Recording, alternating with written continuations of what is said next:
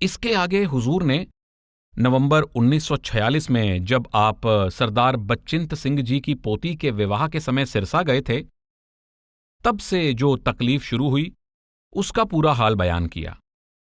इलाज आदि का विवरण देते हुए फरमाया कि जब कोई इलाज कारगर साबित ना हुआ तो मैं मालिक की रजा पर राजी हो गया और उस अरसा तक सत्संग का काम जितना मुझसे हो सका करता रहा।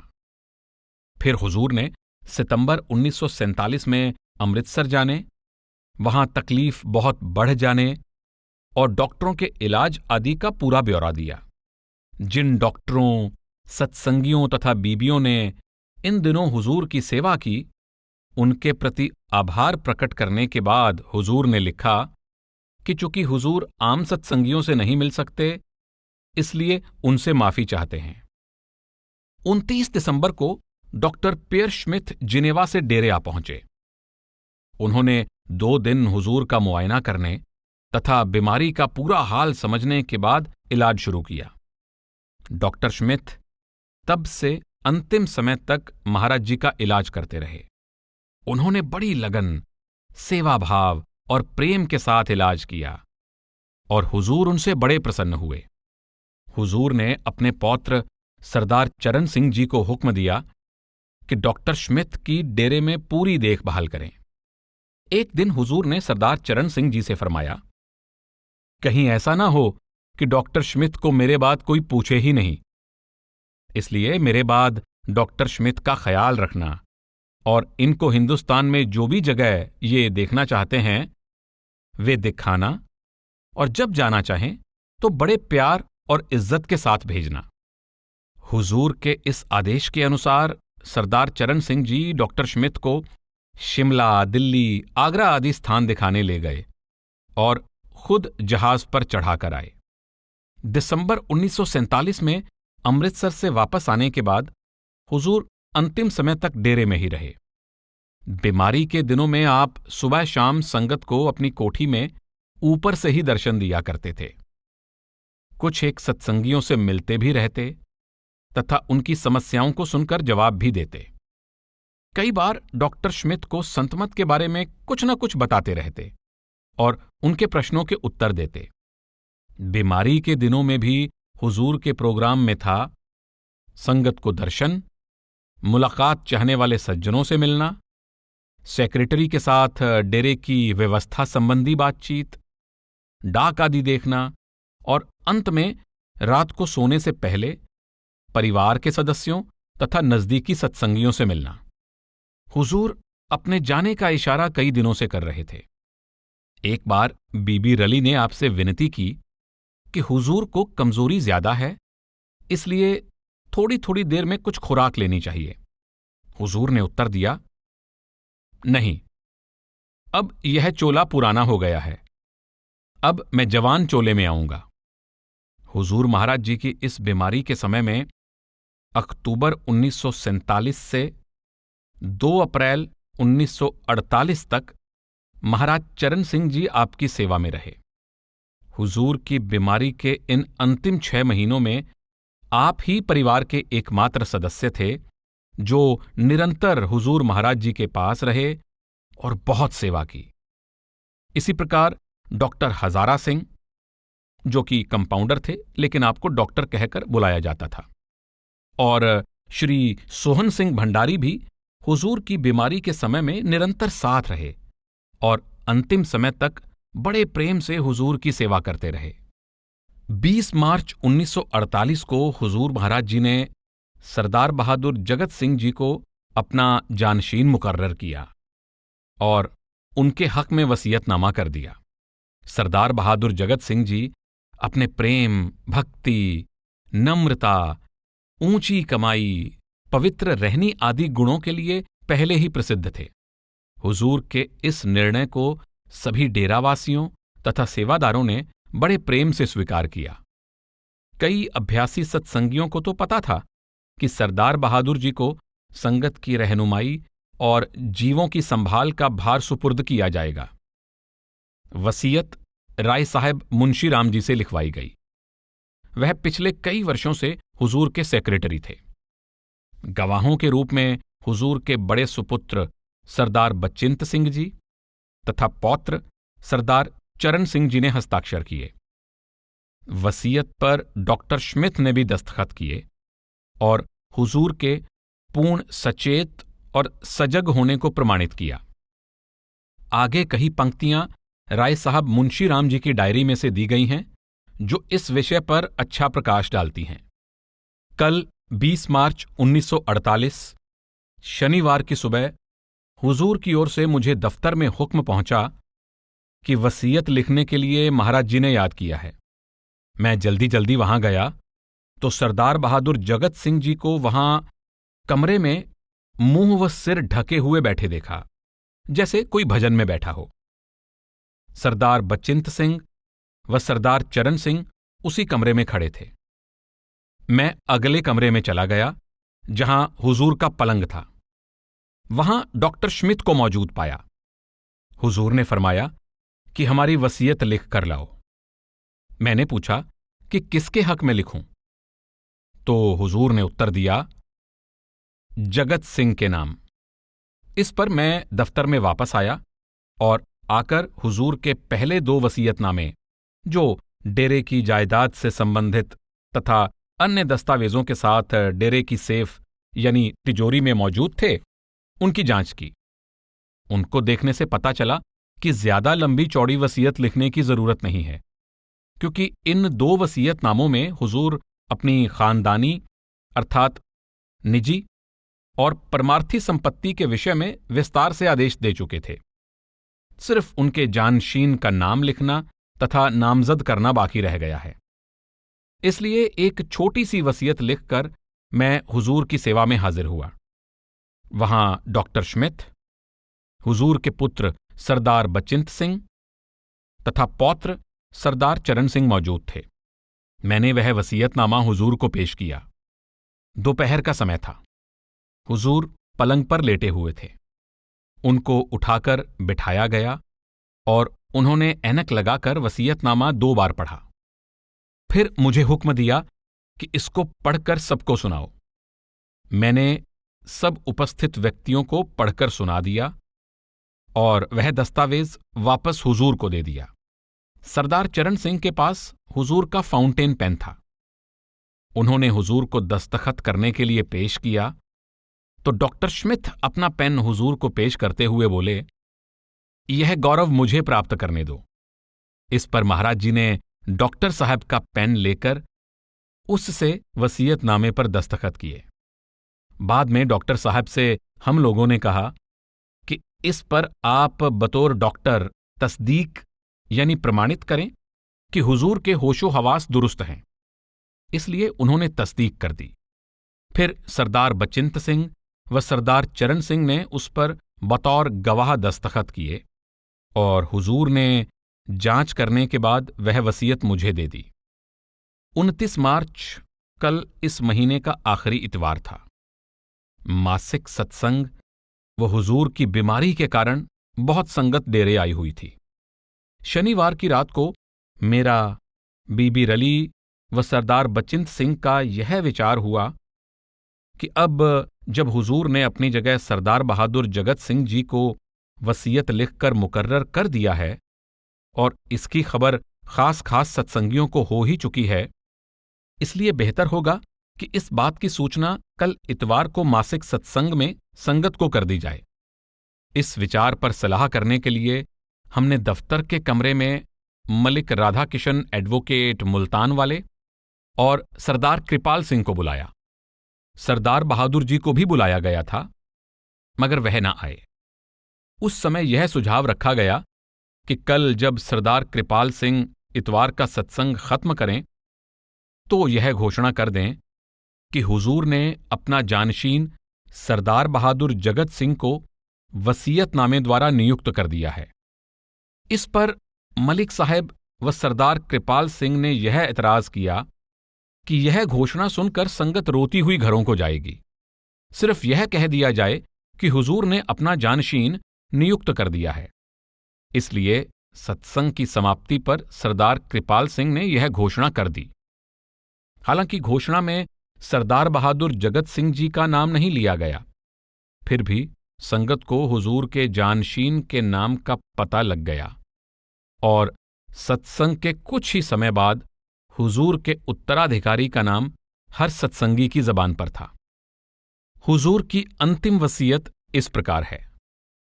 वसीयतनामा। मैं सावन सिंह, आत्मज सरदार काबल सिंह, जाति जाट गरेवाल, गद्दीनशीन डेरा बाबा जैमल सिंह, तहसील और जिला अमृतसर, इस दस्तावेज के द्वारा नीचे लिखी वसीयत करता हूं। इस वसीयत के पहले मैंने अपनी निजी संपत्ति और सत्संगों की जायदाद के बारे में वसीयतें कर दी हैं, परंतु अभी तक किसी को अपनी जगह डेरे में अपने बाद गद्दी नशीन के बतौर नामजद नहीं किया। इसलिए अब मैं अपने होशो हवास में और अपनी मर्जी से सरदार बहादुर Jagat Singh, MSc, retired professor, agricultural college Lyallpur को डेरा बाबा जैमल सिंह तथा इससे संबंधित सभी सत्संगों के लिए अपना जानशीन मुकर्रर करता हूं। जो काम मैं करता रहा हूं वे सभी काम मेरे बाद सरदार साहिब करेंगे। लिहाजा यह वसीयतनामा लिख दिया ताकि सनद रहे और बवक्त जरूरत काम आए। डेरा बाबा जैमल सिंह, तारीख 20 मार्च 1948, बकलम मुंशीराम, सेक्रेटरी। वसीयतकर्ता सावन सिंह। गवाह बच्चिंत सिंह, हुजूर महाराज जी के बड़े पुत्र। गवाह चरण सिंह, एडवोकेट। वसीयत पर डॉक्टर स्मिथ का नोट। वसीयतकर्ता ने, जिनका मैं इलाज कर रहा हूं, मेरे सामने यह दस्तावेज खुद 2 बार पढ़ा और आपके सेक्रेटरी लाला मुंशीराम ने भी उन्हें पढ़कर सुनाया। वसीयतकर्ता सरदार सावन सिंह ने इस पर दस्तखत मेरी मौजूदगी में किए। मैं प्रमाणित करता हूं कि वसीयतकर्ता अपने पूरे होशो हवास में हैं और उन्होंने अपनी खुद की मर्जी से इस पर दस्तखत किए हैं। डॉक्टर पियर श्मिथ, जिनेवा, स्विट्जरलैंड, दोपहर 1:30, 20 मार्च 1948। सील रजिस्ट्रार जालंधर, गुरबचन सिंह, सब रजिस्ट्रार। 31 मार्च की रात को हुजूर ने भाई भान सिंह जी पाठी को बुलाया और स्वामी जी महाराज का यह शब्द पढ़ने का हुक्म दिया, धाम अपने चलो भाई, पराए देश क्यों रहना। हुजूर की कोठी के नीचे संगत लगातार बैठी रहती थी। जब संगत ने ऊपर से इस शब्द के वचन सुने तो सबका दिल निराश और मायूस हो गया कि हुजूर सतगुरु दीनदयाल ने धुरधाम चले जाने का इरादा पक्का कर लिया है। हालांकि डॉक्टरों ने उम्मीद छोड़ दी थी और वे जवाब दे चुके थे, फिर भी संगत आस लगाए बैठी थी कि शायद हुजूर मौज बदल दें। इतने महीनों की बीमारी से हुजूर का शरीर दुर्बल हो गया था, लेकिन जब हुजूर ऊपर खिड़की में से संगत को दर्शन देते थे तब कई प्रेमी सत्संगियों को हुजूर के चेहरे पर वही तेज और जलाल दिखाई देता था जो तंदुरुस्ती के दिनों में हुजूर के दर्शन की विशेषता थी। इसलिए उनका मन कब मान सकता था कि हुजूर उनके बीच कुछ ही समय के लिए हैं। हुजूर के ज्योति ज्योत समाने का डॉक्टर स्मिथ ने विस्तार पूर्वक वर्णन किया है। उसका अनुवाद आगे दिया जा रहा है, इसलिए इस प्रसंग में यहां अधिक नहीं लिखा जा रहा है। 2 अप्रैल 1948 की सुबह से ही संगत हुजूर की कोठी के बाहर जमा थी। जब ऊपर से हुजूर महाराज जी के पौत्र सरदार चरण सिंह जी नीचे आए तो उनका चेहरा देखकर ही संगत समझ गई कि हुजूर महाराज अपने निज घर चले गए हैं। सारा वातावरण रुदन, आहों व सिसकियों से भर गया। सबने यह विचार किया कि संस्कार एक दिन बाद किया जाए ताकि बाहर से आने वाली संगत भी अंतिम दर्शन कर सके। परंतु कुछ देर बाद यह खबर आई कि डेरे आती हुई संगत ने जब हुजूर के विदाई का दर्दनाक समाचार सुना तो 1-2 सत्संगी रास्ते में ही दरिया में छलांग लगाकर मर गए। इसी प्रकार डेरे के कंपाउंडर ने जहर खाकर प्राण त्याग दिए। जब ये समाचार ऊपर हुजूर की कोठी में पहुंचे तो सरदार बहादुर जी महाराज, जो घर वालों तथा निकट के सत्संगियों के साथ हुजूर के शरीर के पास बैठे हुए थे, उठे और हुजूर के चरणों में माथा टेका तथा हुक्म दिया कि आज ही संस्कार कर दो। लिहाजा उसी समय संस्कार की तैयारी शुरू हो गई। जब हुजूर के पवित्र शरीर को अर्थी पर सजाकर बाहर ब्यास नदी की ओर ले जाने लगे तो सारा डेरा सिसकियों व रुदन से भर गया। हर वर्ग के स्त्री पुरुष, अमीर गरीब, बूढ़े जवान, सभी बिलख बिलख कर रो रहे थे। और तो और छोटे बच्चे भी उदास और दुखी दिखाई दे रहे थे। तार, टेलीफोन आदि से संगत को सूचना मिल गई और दिल्ली तथा अन्य बड़े बड़े शहरों से सत्संगी हवाई जहाज, मोटर आदि से आ गए।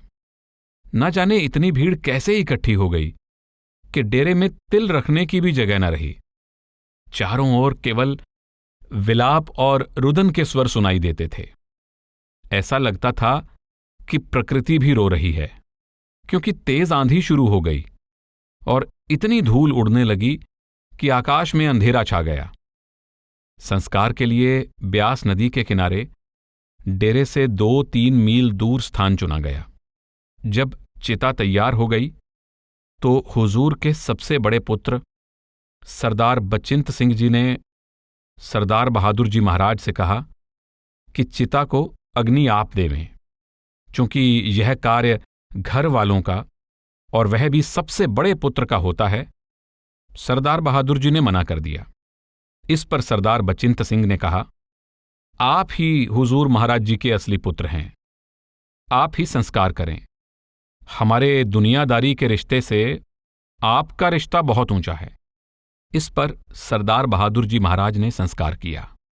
जब हुजूर के भौतिक शरीर को अग्नि की भेंट करके लौटे तो हमें डेरा सुनसान और वीरान नजर आ रहा था। जिस मधुर पवन से बाग हरा भरा हो रहा था, वह सुगंध बंद हो गई थी।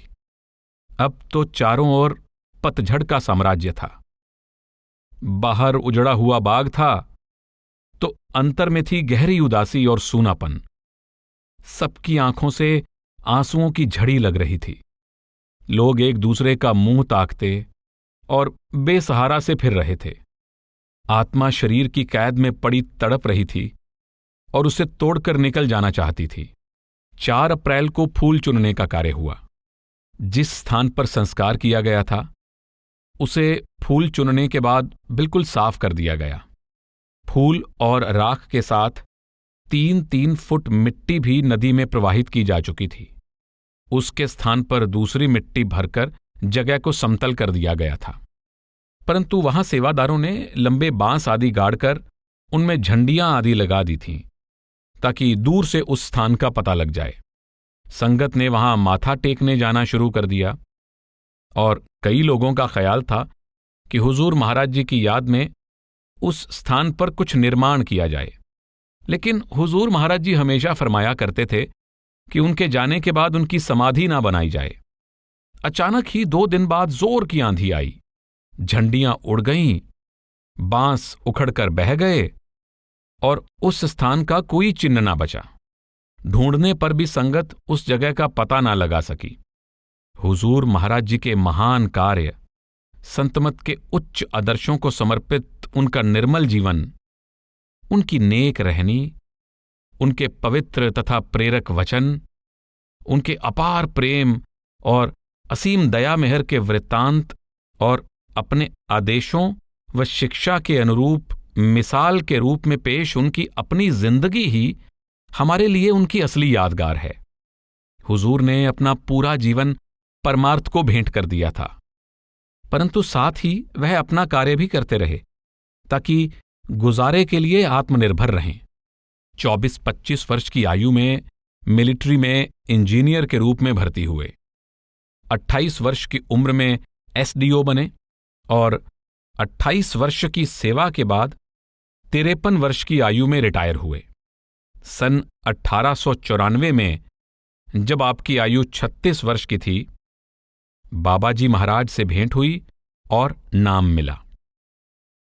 उसके 9 वर्ष बाद 45 वर्ष की आयु में बाबाजी ने आपको अपना जानशीन बनाया और सत्संग, नामदान तथा जीवों के उद्धार का कार्य आपके सुपुर्द कर दिया। इस जिम्मेदारी को हुजूर बड़े प्रेम और लगन के साथ अंतिम समय तक अदा करते रहे। सन 1911 में हुजूर 53 वर्ष की आयु में रिटायर होकर डेरे में स्थायी रूप से आ गए और 37 साल यहां निवास किया। हुजूर ने 45 वर्ष तक सत्संग और नाम का प्रचार किया और 2 अप्रैल 1948 को 90 वर्ष की आयु में ज्योति ज्योत समा गए। हुजूर ने 1.25 लाख से अधिक जीवों को नामदान बख्शकर उनका उद्धार किया। इसके अलावा ऐसे अनगिनत लोग हैं जिन्होंने हुजूर के सत्संग और दर्शन का लाभ प्राप्त किया। हुजूर के जाने का सत्संगियों को तो गहरा सदमा पहुंचा ही, पर जिन्होंने केवल सत्संग सुना था या सिर्फ 1-2 बार दर्शन किए थे, उनको भी बहुत दुख हुआ। जब अमृतसर में समाचार संवाददाता को यह खबर अखबारों में देने के लिए दी गई, तो यह सुनकर उसकी आंखों से आंसुओं की झड़ी लग गई और सिसकियों से गला रुंध गया। हालांकि वह सत्संगी नहीं था, केवल 2-3 बार हुजूर के दर्शन किए थे। हुजूर महाराज सावन सिंह जी का ज्योति ज्योत समाना तथा अंतिम दर्शन। लेखक डॉक्टर पियर श्मिथ, जिनेवा वाले। इतनी सख्त बीमारी के बावजूद हुजूर ने बड़ी शांति के साथ चोला छोड़ा। वह बिना किसी पीड़ा, बेचैनी या घबराहट के शांत भाव के साथ निज धाम कूच कर गए। जिस प्रकार एक दीपक तेल समाप्त होने पर धीरे धीरे बुझ जाता है, इसी प्रकार उनकी नाड़ी की गति और श्वास क्रिया धीरे धीरे कम होती गई। अपने परम धाम जाने से 2 सप्ताह पहले जब हुजूर कुछ स्वस्थ थे, तब 20 मार्च को उन्होंने अपने कमरे की खिड़की में से संगत को दर्शन दिए। उसके बाद दोपहर को 1:30 बजे हुजूर के बड़े साहबजादे, जो 68 वर्षीय बुजुर्ग हैं और जिनकी दाढ़ी सफेद हो चुकी है, हुजूर के पौत्र, निजी सचिव यानी प्राइवेट सेक्रेटरी, विश्वास पात्र सेवादार बीबी रली और मेरी उपस्थिति में सेक्रेटरी ने हुजूर को वह कागज दिया जिसमें हुजूर के आदेश के अनुसार उनकी अंतिम इच्छाएं लिखी गई थीं। महाराज जी ने अपने पढ़ने की ऐनक मांगी, उसे शांतिपूर्वक आंखों पर लगाया और तनिक कांपते हुए हाथ से उस कागज को लिया। हुजूर ने धीरे धीरे और बड़ी सावधानी से हर एक पंक्ति को शुरू से आखिर तक पढ़ा और फिर सेक्रेटरी की ओर देखते हुए कागज वापस दे दिया। उसके बाद हुजूर 5 मिनट तक खामोश रहे तथा अपने सामने की ओर देखते रहे। ऐसा लग रहा था कि हुजूर किसी ध्यान अथवा चिंतन में लीन हैं। उस समय चारों ओर गहरी खामोशी थी। फिर हुजूर ने वह दस्तावेज दोबारा मांगा और उसे फिर से उसी सावधानी के साथ पढ़ा और सेक्रेटरी को देते हुए हुक्म दिया कि इसे पढ़कर सुना दो। सेक्रेटरी ने उसे पढ़कर सुनाया। दस्तावेज पढ़कर सबको सुना देने के बाद सेक्रेटरी ने महाराज जी से पूछा, क्या यह ठीक है? हुजूर ने जवाब दिया, हां, और साथ ही अपना सिर हिलाकर सहमति प्रकट की। फिर हुजूर ने अपना पेन मांगा। मैंने अपनी कलम पेश की। कलम हाथ में लेकर हुजूर ने सवालिया नजर से अपने पौत्र यानी सरदार चरण सिंह जी की ओर देखा, जिन पर हुजूर का हमेशा बहुत गहरा विश्वास था। इसके बाद महाराज जी ने उस अनमोल दस्तावेज पर हस्ताक्षर किए जिनमें हुजूर के जानशीन का नाम और हुजूर की अंतिम इच्छा लिखी हुई थी। मैंने हुजूर के हस्ताक्षर को इस जरूरी घोषणा के साथ प्रमाणित किया कि हस्ताक्षर करते समय हुजूर अपने पूरे होशो हवास में हैं और उन्होंने इस दस्तावेज पर खुद अपनी मर्जी से बगैर किसी दबाव के हस्ताक्षर किए हैं।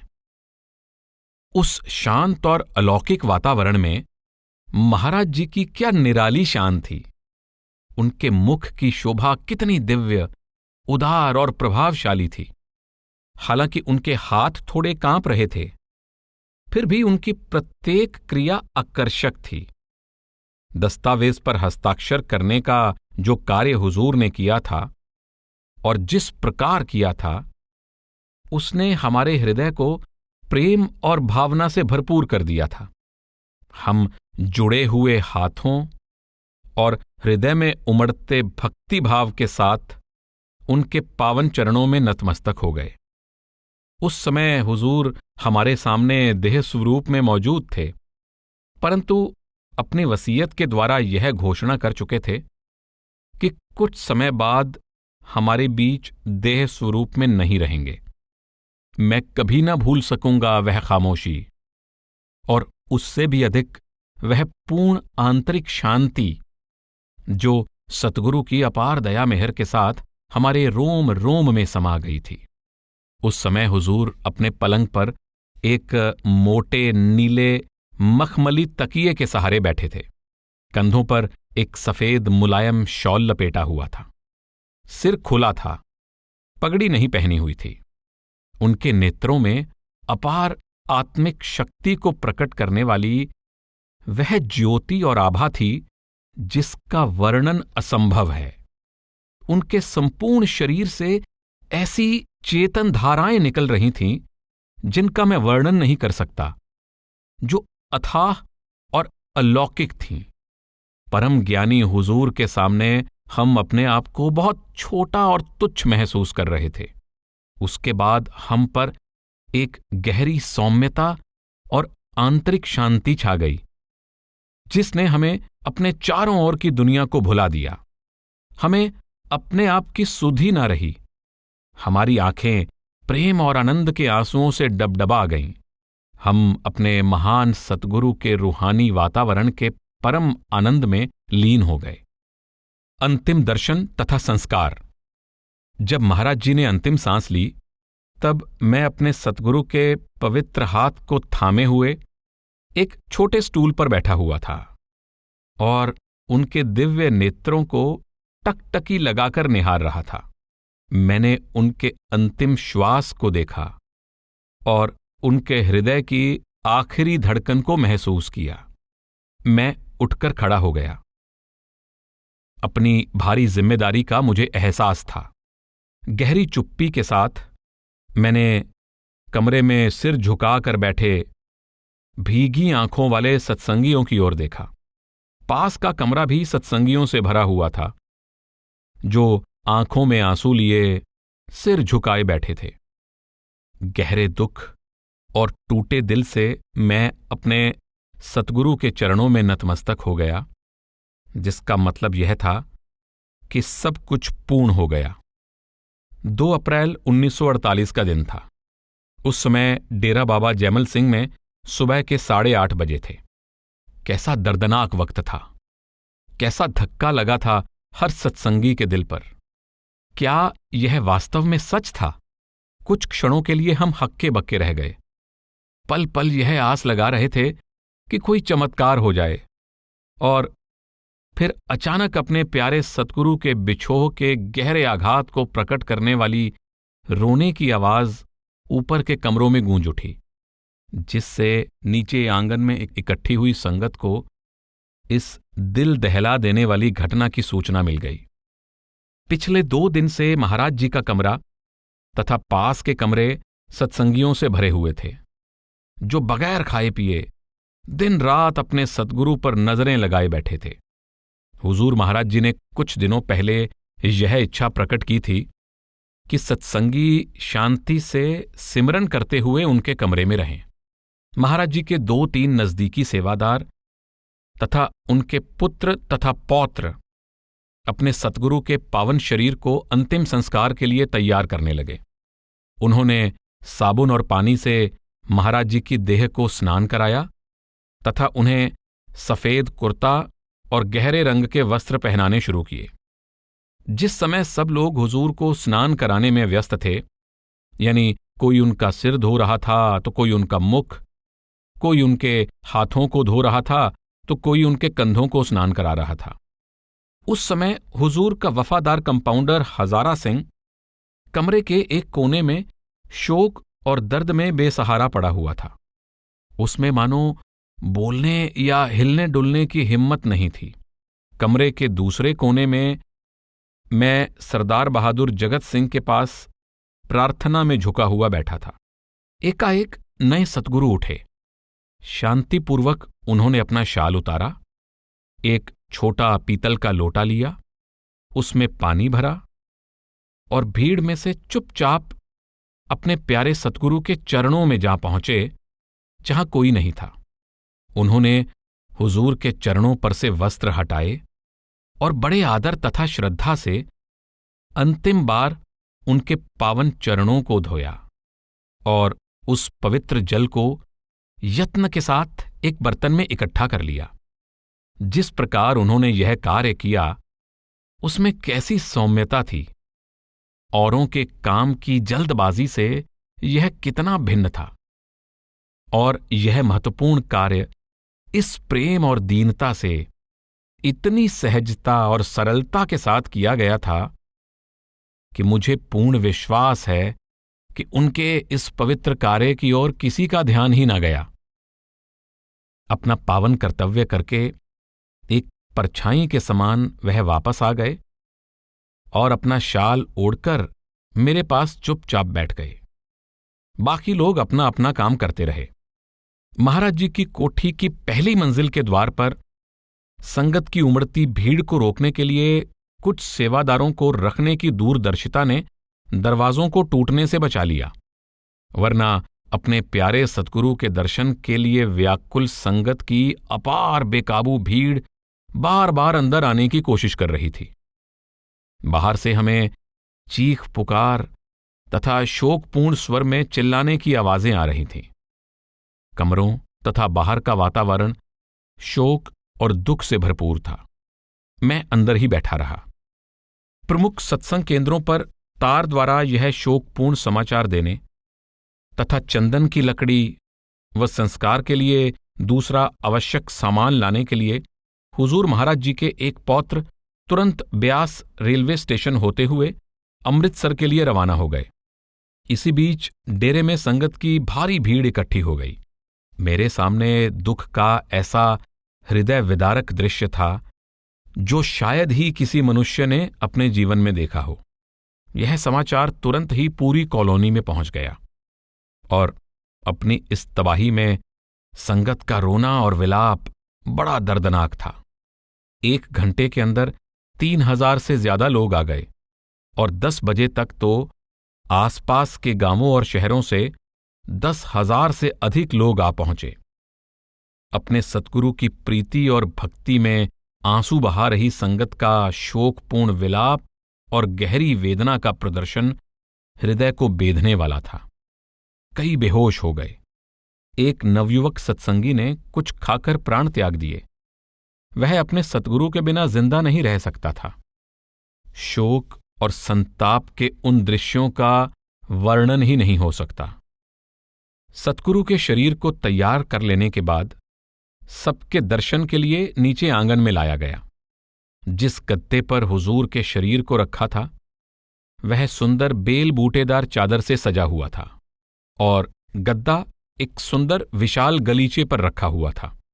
द्वार के पास के पोर्च के नीचे हुजूर का शरीर रखा हुआ था और आए हुए सत्संगी एक एक करके पास से दर्शन करते हुए निकलते जा रहे थे।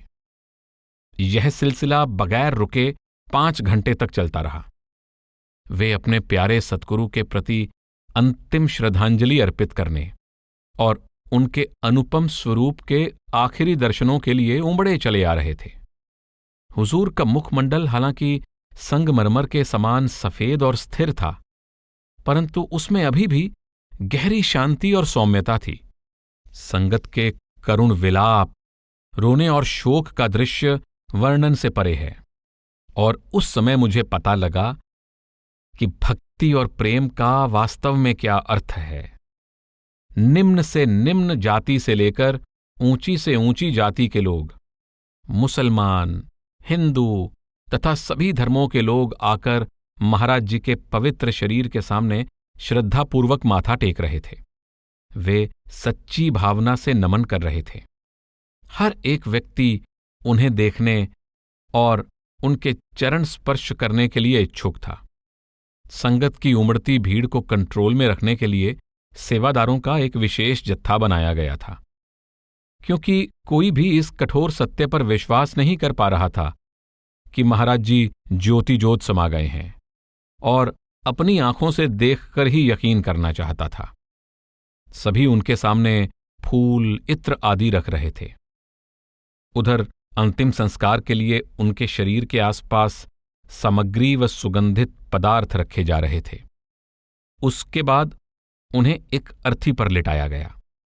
अर्थी लाल कपड़े तथा सुनहरी सजावटों से सजी हुई थी। अब इस बात का निर्णय करना था कि अंतिम संस्कार उसी दिन किया जाए या बाद में, क्योंकि कई सत्संगियों ने बड़े अनुरोध के साथ प्रार्थना की कि संस्कार कुछ दिनों के बाद किया जाए, ताकि उनके मित्र तथा परिवार के लोग, जिन्हें अभी तक खबर भी ना मिल पाई थी, आकर अपने सद्गुरु के अंतिम दर्शन कर सकें। पर हिंदुस्तान में यह रिवाज है कि संस्कार उसी दिन किया जाए, और इस देश की जलवायु तथा गर्म मौसम को देखते हुए अंतिम संस्कार को स्थगित करना मुश्किल भी है। इसलिए यह तय किया गया कि उसी दिन शाम को सूर्यास्त के समय अग्नि संस्कार किया जाए। शाम को 5 बजे तेज हवा और आंधी आने लगी। आकाश में धूल छा गई और वातावरण धुंधला हो गया। ऐसा लगता था मानो प्रकृति भी इस व्यथा से व्याकुल हो। खूब सजे हुए शव मंच पर अर्थी को रखा गया और उसे सतगुरु के 12 नजदीकी सत्संगियों ने अपने कंधों पर उठाया। इनमें नए सतगुरु सरदार बहादुर जगत सिंह जी भी थे। शव यात्रा डेरे से 3 मील दूर ब्यास नदी के किनारे की ओर चल पड़ी। संगत को रेत और घुटनों तक गहरे पानी में से गुजरना पड़ रहा था। पूरी यात्रा में 1.5 घंटा लगा। साथ में 20,000 लोगों की भीड़ फूल आदि फेंकती हुई तथा भीड़ में एक दूसरे को धक्के देती हुई चल रही थी। उनके पैरों से उड़ने वाली धूल सारे वातावरण में छा रही थी। उसमें अर्थी तथा उसको उठाने वाले छिप गए थे। रास्ते में अर्थी को कंधा देने वाले बदलते जा रहे थे। चिता के चारों ओर रस्सी का एक घेरा बना दिया गया था, परंतु भीड़ इतनी जबरदस्त थी कि कुछ ही क्षणों में घेरा टूट गया, क्योंकि हर एक व्यक्ति चिता के पास रहना चाहता था। चंदन आदि बहुमूल्य लकड़ियों से चिता तैयार की जा रही थी। चंदन की लकड़ी के बड़े बड़े कुंदे संगत में एक से दूसरे हाथों में दिए जा रहे थे। चिता तैयार होने पर सतगुरु के पार्थिव शरीर को उस पर रखा गया और ऊपर से और लकड़ियां रखी गईं। बीच बीच में घी तथा अगर, चंदन, कपूर आदि सुगंधित पदार्थ रखे गए और फिर चिता को अग्नि दी गई। मैं अपने सहायक डॉक्टर पुरी के साथ उस हाहाकार और भीड़ से अलग होकर पीछे की ओर आ गया था। हम सबसे अलग होकर खड़े थे और मन ही मन अपने सतगुरु के चरणों में प्रार्थना कर रहे थे, जो बाहरी दृष्टि से हमें छोड़कर जा चुके थे। उस समय मुझे ऐसा लग रहा था कि मैं एक असहाय विदेशी हूं। मैं सोच रहा था कि क्या मैं सचमुच जिंदा हूं? मैं अपने आप से कह रहा था, अब मैं एक ऐसा अनाथ हूं जिसने सब कुछ खो दिया है, जिसे असहाय और बेसहारा छोड़ दिया गया है, जिसे आसरा और सहायता देने वाला अब कोई नहीं है। संसार के इस रेगिस्तान में रास्ता भूली हुई एक दीन आत्मा हूं। और उसी समय भीड़ दोनों ओर हट गई और उसमें से एक नूरी चेहरा आगे आया। इस मुख पर एक दिव्य सौम्यता थी और नेत्रों में था करुणापूर्ण प्रेम। ये थे नए सतगुरु, जो दोनों हाथ बढ़ाए हुए मेरी ओर आ रहे थे और मुझसे पूछ रहे थे कि क्या वह मेरे पास बैठ सकते हैं। मेरे टूटे हुए दिल और मेरी घोर निराशा का कैसा अनुपम उत्तर था। सतगुरु की करुणा और दया मेहर का कितना प्रभावशाली तथा हृदय को छू लेने वाला संकेत था। हम खामोश बैठे थे। मैं श्रद्धापूर्वक अंतिम संस्कार की विधि देख रहा था। चिता से ऊंची ऊंची लपटें उठ रही थीं। संगत शब्द गा रही थी। लोग चिता में सुपारी, खजूर, जायफल आदि डाल रहे थे। हवा तेजी से चल रही थी। धीमी बारिश हो रही थी। प्रकृति में भी उदासी और अंधेरा छा रहा था। कुछ समय बाद सरदार बहादुर जी महाराज उठे और मुझे अपने साथ चलने के लिए कहा। मैं बारिश और तेज हवा में अपनी छतरी संभाले उनके साथ चल रहा था। औरों की तरह मैं भी एक हाथ से अपनी पतलून ऊपर खींचे हुए था ताकि वह बारिश व कीचड़ में गंदी ना हो जाए। अचानक जब हमने रुक कर पीछे चिता की चमकती हुई लालिमा की ओर देखा तो आंधी और बारिश थम चुकी थी और डेरे के पीछे सूर्य अस्त होने का अद्भुत दृश्य दिखाई दे रहा था, जिसकी अनुपम लालिमा की पृष्ठभूमि में हमारे सतगुरु द्वारा बनाए हुए विशाल सत्संग घर की छवि स्पष्ट दिखाई दे रही थी। पीछे आसमान की लालिमा में सत्संग घर का यह दृश्य बहुत ही सुंदर और मनमोहक था। एक ओर तो संगत की भारी भीड़ के बीच चिता में सतगुरु का पार्थिव शरीर था और दूसरी ओर चिता के समान ही लाल आकाश था। मानो आकाश इस कभी ना भुलाए जा सकने वाले अंतिम संस्कार के दृश्य का प्रतिबिंब ही हो। चिता पर 4 सेवादारों का पहरा बिठा दिया गया। चिता में 1.5 दिन तक आग रही। 2 अप्रैल की वह रात भयानक थी। भयंकर आंधी व गुबार, बादलों की गड़गड़ाहट, बार बार चमचमाती हुई बिजली और अंत में तेज बरसात की झड़ी। इतने पर भी वे चारों सत्संगी चिता के पहरे पर दृढ़तापूर्वक बैठे रहे। अग्नि सतगुरु के पार्थिव शरीर को अपनी ज्वाला में समेटती जा रही थी, मानो उसे प्रकृति के वेग, आंधी और तूफान की चिंता न थी। 4 अप्रैल को दोपहर के बाद फूल चुनने की रस्म हुई। फूलों को शीतल करने के लिए चिता पर दूध डाला गया। इसके बाद महाराज जी के परिवार के सदस्यों ने तथा उनके नजदीकी शिष्यों ने बाल्टियों में फूल तथा राख को समेटना शुरू किया। करीब 300 सत्संगी एक कतार बनाकर चिता से नदी के बीच में खड़े थे। बाल्टियां उसी समय एक दूसरे के हाथों से होती हुई नदी के बीच तक पहुंचाई गईं और फूल, राख तथा संस्कार के स्थान की मिट्टी तक जल में प्रवाहित कर दी गई। इस कार्य में पूरी दोपहर बीत गई। वापस जाने के लिए संगत ने बड़ी कृपा करके मेरे लिए घोड़े का इंतजाम कर दिया था। हुजूर महाराज जी की 3 महीने तक की सेवा और इलाज करने के लिए जिस प्रकार लोगों ने आकर मुझे शुक्रिया अदा किया, वह दिल को छू लेने वाला था। नए सतगुरु खुद मेरे निवास स्थान पर आए। उन्होंने मुझे अपनी बाहों में भर लिया और बड़ी दया और प्रेम के साथ मेरा धन्यवाद किया। मेरा दिल भर आया। मैं कह सकता हूं कि उस समय एक सतगुरु से दूसरे सतगुरु में बदल जाने की वास्तविकता का मैंने अनुभव किया, जिसने मेरे अंतर में एक गहरी अमिट छाप छोड़ दी। मैं उस क्षण को कभी नहीं भूल सकता, जो आज तक मेरे लिए अति पावन है और एक अमिट वरदान है। हुजूर महाराज सावन सिंह जी एक पूर्ण संत तथा सच्चे सतगुरु थे। हुजूर आज भी अपने शिष्यों के अंतर में विराजमान हैं और शिष्य आज भी अंतर में जाकर उनके दिव्य स्वरूप के दर्शन कर सकते हैं।